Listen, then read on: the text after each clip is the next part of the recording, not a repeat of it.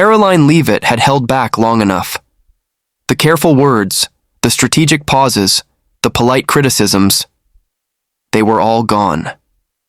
What the country saw now was the real voice, the one burning beneath the surface for years, fueled by frustration and righteous anger. She knew exactly what Hollywood had become, and she was finished pretending otherwise. It wasn't just political differences anymore. It was a full-blown assault on the foundational values that built the nation. Karoline didn't come to play by their rules. She came to shatter the stage they stood on. She exposed the rot without mincing words. Hollywood had dressed itself up as the heart of American culture, the dream machine, the fantasy land that inspired generations. But Karoline ripped that illusion apart, piece by piece. She painted the real picture. An industry dominated by self-proclaimed intellectuals who sneered at faith, mocked traditional families, and treated patriotism like a dirty word. It wasn't just bias. It was a coordinated narrative campaign to redefine what America stood for, and Karoline showed how deeply it had infected every movie, every award show, every late-night segment. Her voice cut through like a blade. She refused to dance around the truth with safe, packaged phrases. She pointed to the way Hollywood heroes were no longer brave soldiers or hard-working parents, but cynical, bitter caricatures of what real people believed in. She highlighted how mainstream entertainment now glorified brokenness while shaming strength, ridiculing belief in something greater than the self, and promoting a hollow worldview dressed up as progress. Karoline knew that millions of Americans could feel it too, the slow, constant erosion of the ideals that once unified them. But too many were afraid to name it out loud. She wasn't. She spoke of the arrogance that festered behind the glamour, how award-winning actors and directors lectured the very people who made their careers possible.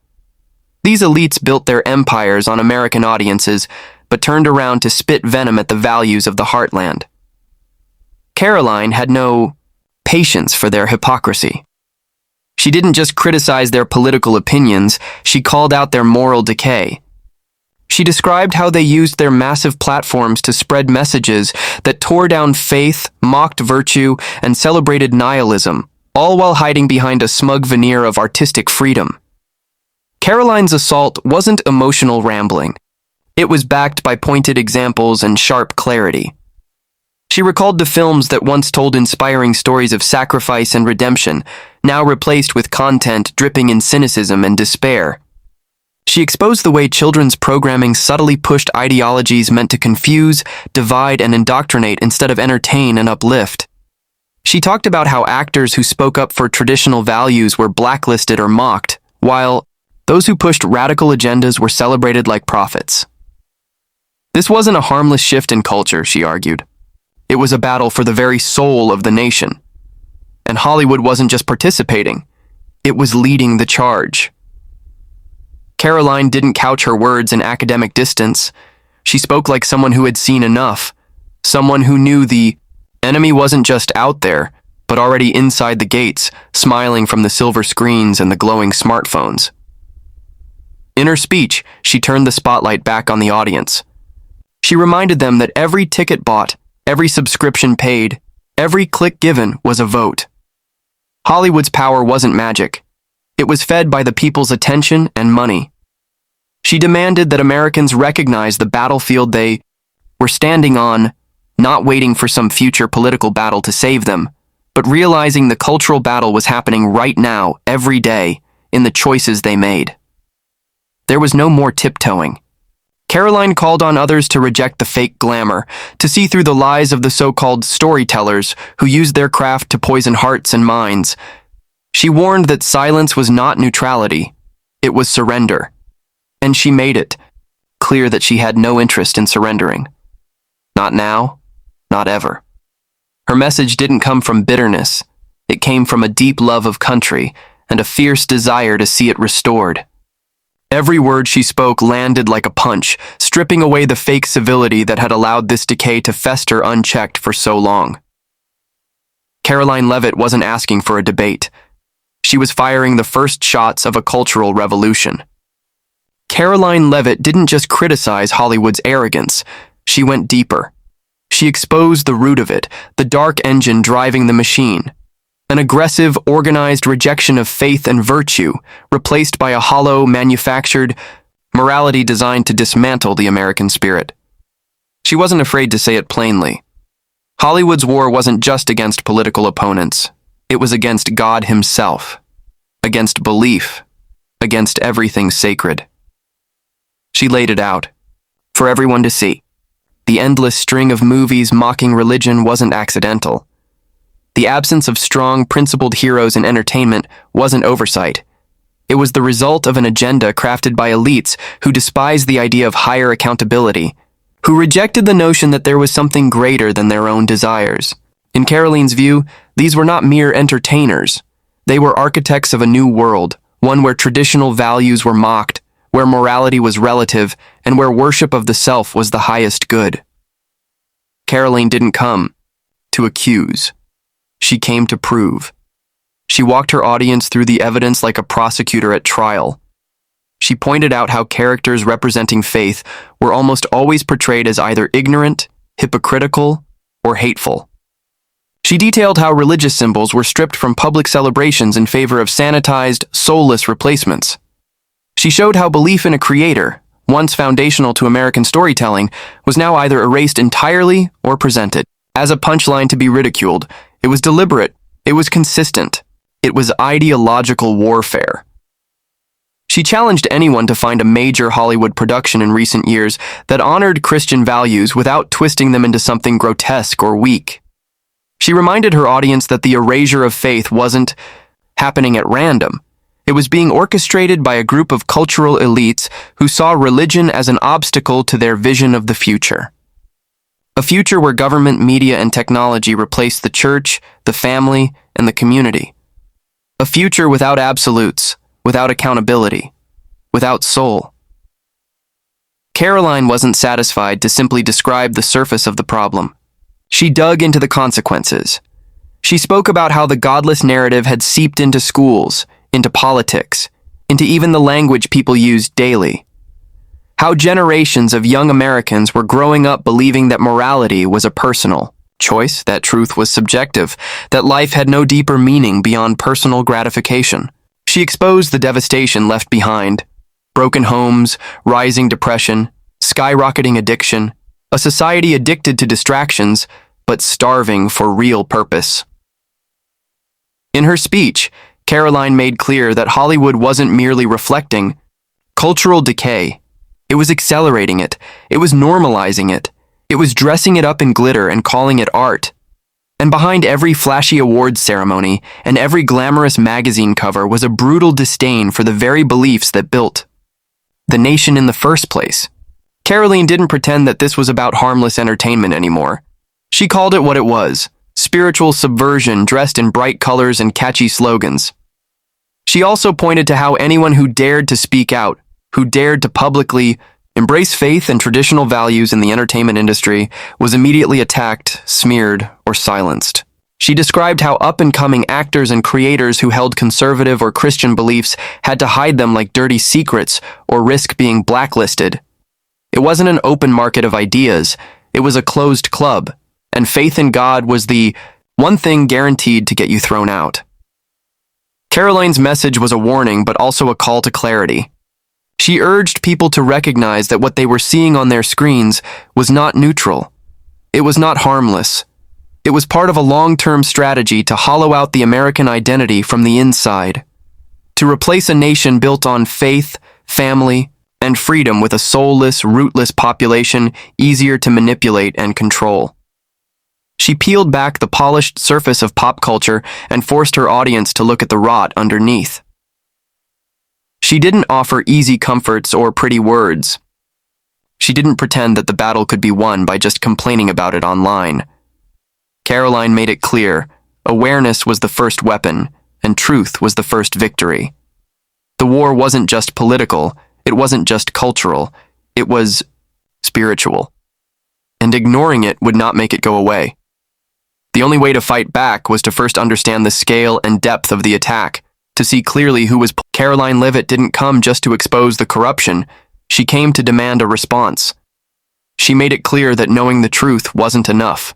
Watching the decay and shaking heads in frustration wasn't enough. She called for a cultural revolt, a real one, rooted not in chaos but in conviction. A revolt that didn't just react to the rot, but built something better in its place. She wasn't interested in slow negotiations or empty conversations with the very people who celebrated the destruction of American values. She was calling for separation, resistance, and creation. Karoline told her audience to stop feeding the beast. She explained that every dollar spent at the box office for another grotesque mockery of faith was a dollar voting for more. Every subscription to another streaming service that pushed propaganda over principles was another endorsement, whether conscious or not. She challenged the idea that people could keep their personal values intact while casually consuming media that actively worked against those values. The cultural war wasn't fought with words alone, it was fought with choices, every single day. She demanded that Americans withdraw their attention and their money from the industries that hated them. It wasn't enough to complain. Action was required. She called for a boycott not just of certain movies or shows, but of the entire machine that treated American values like a joke. She urged families to turn off the screens, to stop idolizing celebrities who despise their beliefs, and to instead invest in new voices, new artists, new stories that actually honored the truth instead of trying to erase it. Karoline wasn't just interested in tearing down the old. She was passionate about building something new. She spoke about creating parallel systems, new studios, new platforms, new publishers that weren't ashamed to celebrate faith, family, freedom, and courage. She insisted that talent existed all over America, not just in the carefully curated elite circles of Hollywood. What was missing was the infrastructure, the investment, the will to challenge the cultural monopoly. She made it clear that if Americans wanted a culture that reflected their values, they would have to build it themselves. She called on entrepreneurs, artists, filmmakers, writers, and everyday citizens to stop waiting for permission from the very people who hated them. She declared that there was no reason to ask for a seat at a table that was already burning. It was time to build a new table, one where traditional virtues weren't mocked but honored, one where truth-telling wasn't a career death sentence, but a badge of honor, one where the next generation could look up to their heroes again, instead of being fed a steady diet of anti-heroes and nihilism. Karoline understood that revolutions aren't neat or easy.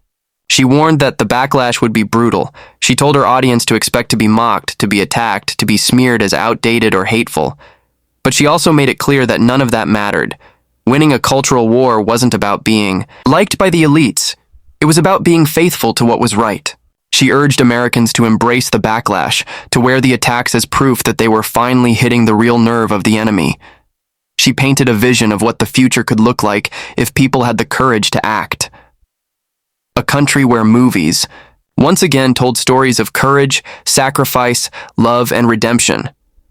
A country where children's shows didn't try to indoctrinate, but instead inspired kids to dream and to believe in goodness.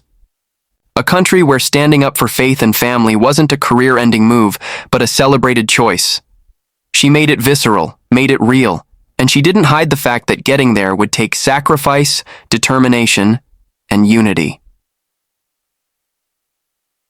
Karoline also warned against complacency. She said the time for hoping things would get better was over. Hope without action was a trap. She urged people to move with urgency, to recognize that every year lost to the culture war was another year, stolen from the hearts and minds of the next generation. She challenged parents, teachers, pastors, and community leaders to stop outsourcing their cultural influence and start taking it back. One household, one school, one town at a time. She reminded everyone listening that the culture wasn't some distant, uncontrollable force. Culture was built by people, by what they chose to create, to support, to elevate. If Hollywood was winning, it was because too many good people had surrendered that battlefield without even realizing it. Karoline wasn't offering them an easy path. She was offering them a real one, a chance to reclaim the soul of a nation through relentless courage and unbreakable commitment. Karoline Leavitt didn't sugarcoat the stakes. She made it clear that the forces lined up against faith, freedom, and family were massive, well-funded, and deeply entrenched. The cultural war was not imaginary, and the enemy wasn't going to surrender because a few people posted their frustrations online. But even as she painted the grim reality of the battlefield, Karoline's voice burned with something that the other side could never counterfeit. Hope. Not the weak, passive hope of wishful thinking, but the fierce, living hope that comes from knowing that truth, once unleashed, cannot be chained again. She spoke to the spirit of every American who still believed that darkness could be pushed back, that even the most corrupted institutions could be overcome by a people who refused to quit. She wasn't offering fairy tales or hollow optimism. She spoke with the conviction of someone who understood the pain and frustration but refused to bow before it. Her message was simple. The fight was just beginning, and those who stood on the side of truth had more strength than they even realized. Karoline understood that the other side had the megaphones, the billboards, the studios, the talk shows. They had the gatekeepers and the censors. They had the money and the machinery. But what they didn't have, and what they could never manufacture, was the power of conviction. The elites could buy microphones and media outlets, but they couldn't buy genuine faith. They couldn't fabricate true courage. They couldn't replicate the raw power of a people who still believed in something greater than themselves. Karoline knew that once Americans remembered that, no amount of propaganda could hold them back. She pointed out that throughout history, it was always a passionate minority that turned the tide. It didn't take everyone, just enough people, willing to stand when standing cost something. Karoline called on her listeners to be those people, the stubborn ones, the fighters, the builders, the believers. She made it clear that the opposition's greatest weapon wasn't their wealth or influence. It was the apathy of the good. If the good grew bold, everything would change. Karoline's vision wasn't trapped in the ruins of what had been lost. She didn't spend her time mourning the Hollywood that used to tell stories of faith and heroism. She focused on the future, a future that hadn't been written yet. She urged Americans to imagine it, not as a fantasy, but as a mission.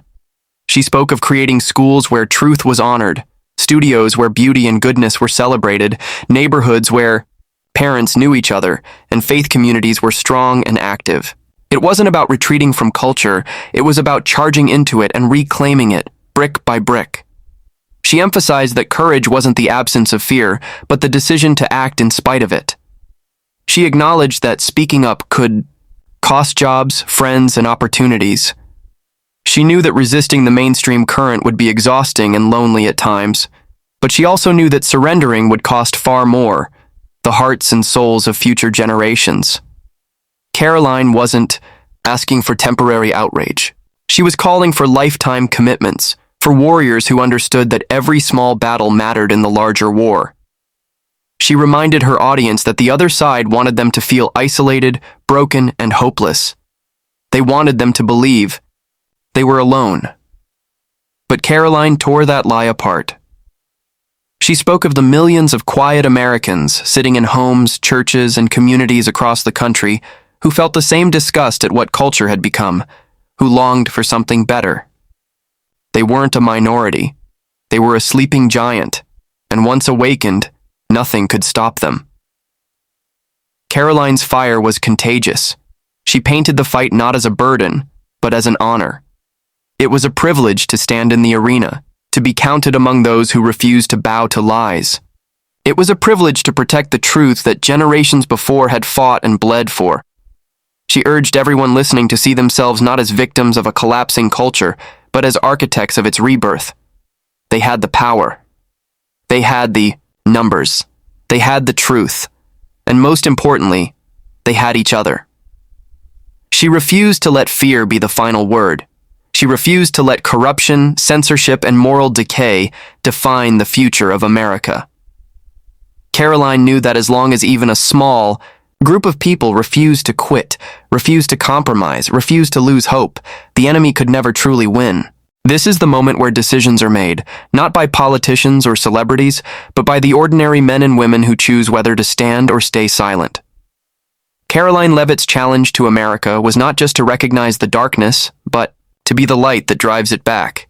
The enemy has spent decades mocking, dividing, and tearing apart the foundations that once made this nation strong. They believe they've already won. They believe the spirit of the American people has been broken beyond repair. But they are wrong. There is still a remnant, a fire that never died. It lives in the hearts of those who love their families, honor their faith, and cherish their freedom more than they fear the wrath of the mob.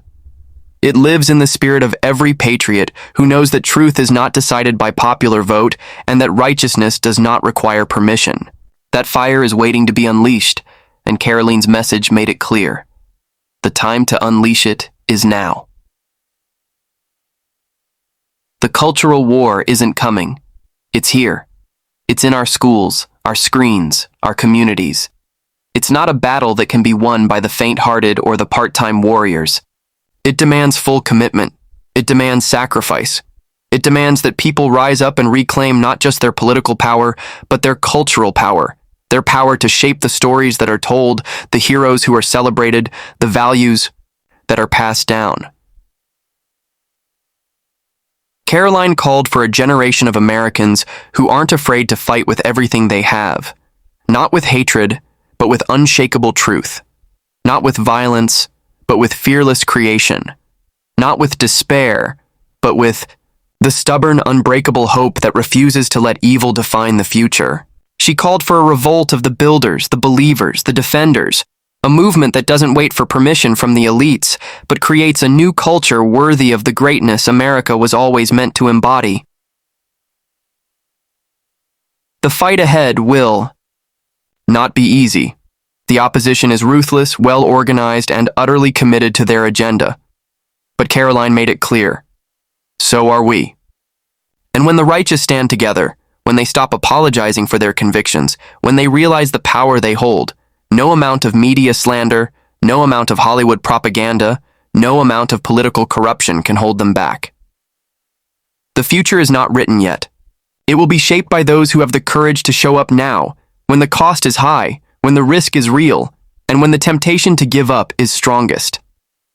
Karoline Leavitt reminded America that surrender is not inevitable. Victory is not impossible, and hope is not dead. It is alive, burning hot, and it's waiting for those brave enough to carry it forward. The time for silence is over. The time for fear is over. Now is the time to fight.